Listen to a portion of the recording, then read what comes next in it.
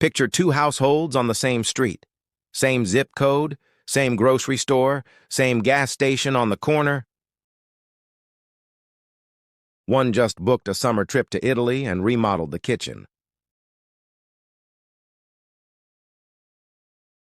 The other is putting groceries on a credit card, praying the car holds out till payday.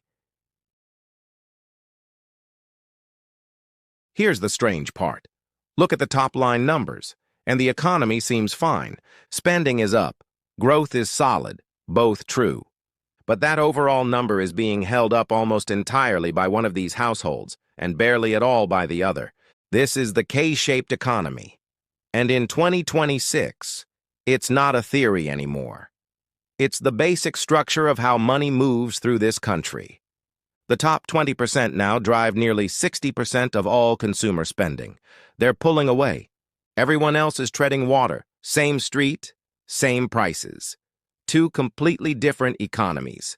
So when someone says the economy is doing well, the only honest question is, whose? The name comes from a letter.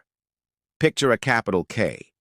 From one shared starting point, one line shoots upward and the other slides down.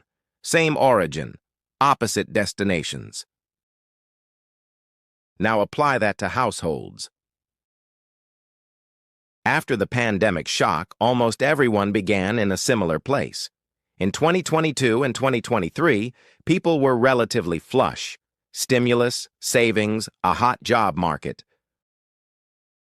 For a moment, the lines moved together. Then they split. By 2025, the picture had hardened.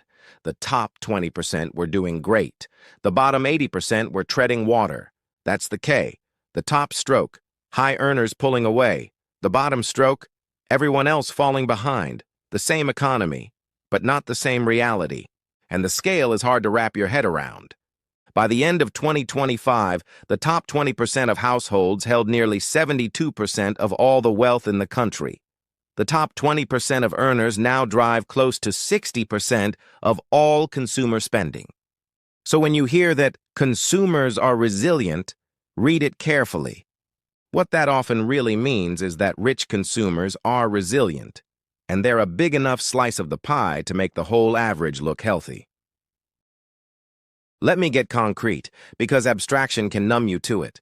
Look at consumer goods, split by income. For households earning under $50,000 a year, they're buying less.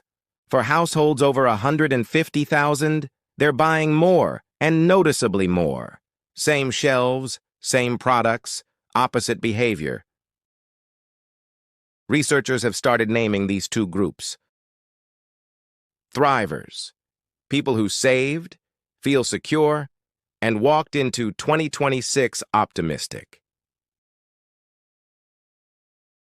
And strugglers, people who've lived with financial insecurity and are still living in it.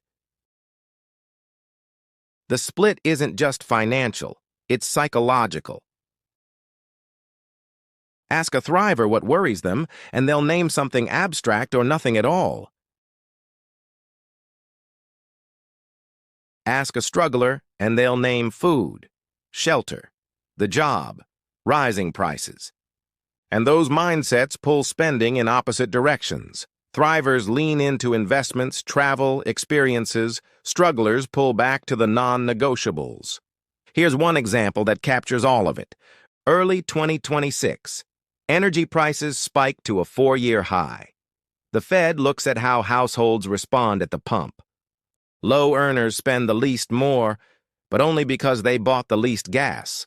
They drove less. High earners barely flinch. They absorb the price and keep driving.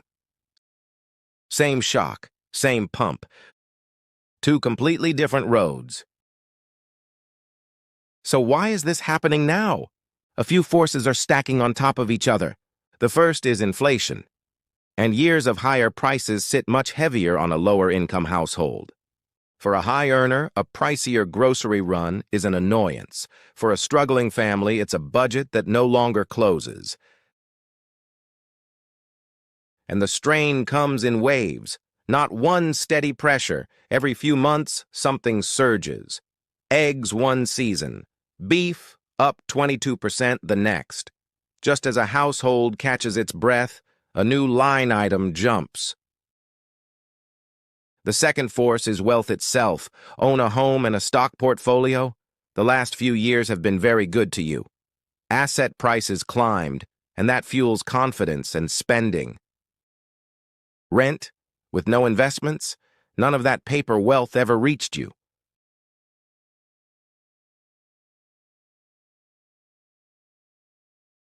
The gap compounds. The people who already had assets got richer just by owning them. The third force is policy. The 2026 tax cuts deliver their biggest gains to the highest earners, larger at every rung up the ladder. Meanwhile, cuts to support programs hit low-income households hardest.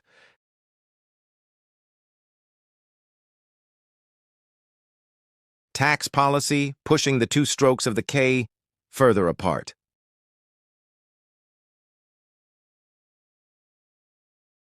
Now here's the 2026 wrinkle, and it matters. Some economists are arguing the K is already outdated, that we've moved to something new. They're calling it an E-shaped economy. Why an E? Because instead of 2 tiers, there are now 3. The top bar of the E, still the high earners doing fine.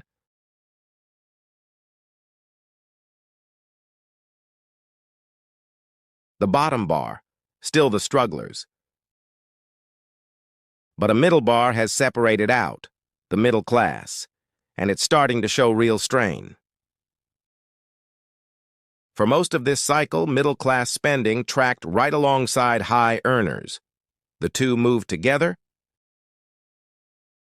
Then, toward the end of 2025, that line began to diverge. The middle class is still getting by, but they're spending, in one economist's words, in a nervous way. Managing, yes.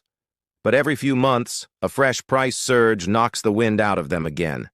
And here's the part that should give you pause. Whether you call it a K or an E, the message is the same. And arguably more alarming. The strain isn't staying contained at the bottom. It's creeping upward. You might be thinking, okay, inequality. We've heard this before. So why does this particular shape matter? 2 reasons. The first is fragility. When the economy leans this heavily on the top 20% to keep spending, the whole thing becomes dependent on the confidence of a small group. A narrow band of households at the very top. And if those high earners get spooked, a market drop, a sudden wealth shock, there's no broad middle-class base underneath to cushion the fall. There's nothing to catch it. We become reliant on the healthiest cohorts to keep the entire economy afloat. The second reason is debt. Underneath the calm top-line numbers, lower-income households are leaning harder on borrowing. And delinquencies are ticking up. History has a pattern here, and when those imbalances become unsustainable, the economy tends to lurch, from boom to bust. We saw a version of that movie, 2007 to 2009. Now, I'm not predicting that. The current picture genuinely has bright spots, lower interest rates, a stabilizing job market, real wealth gains. Overall spending has held up. But held up and healthy are not the same word. And the distance between those two words, that right there is the whole point of the K. So let's go back to that street. 2 houses, same zip code, 2 completely different economies. The danger of a single national number is that it averages those two houses together and reports something that's true of neither of them. It tells you the street is fine. It doesn't tell you that one house is thriving and the other is one emergency away from going under. The economists are still debating the letter, K or E, 2 tiers or 3. But the CEOs, they're not debating it at all. They restructured their menus and their pricing around it over a year ago because they can see it directly in who's buying what. So the real question isn't the shape of a letter. It's simpler and harder. An economy can post good numbers while most of the people inside it feel like they're losing ground. When someone says, the economy is doing well, ask the honest follow-up. Which economy? And whose? That's the question worth sitting with. Here at Finance Physio, that's what we do. Diagnose the numbers behind the headlines. Subscribe, and let's keep asking the questions that actually matter.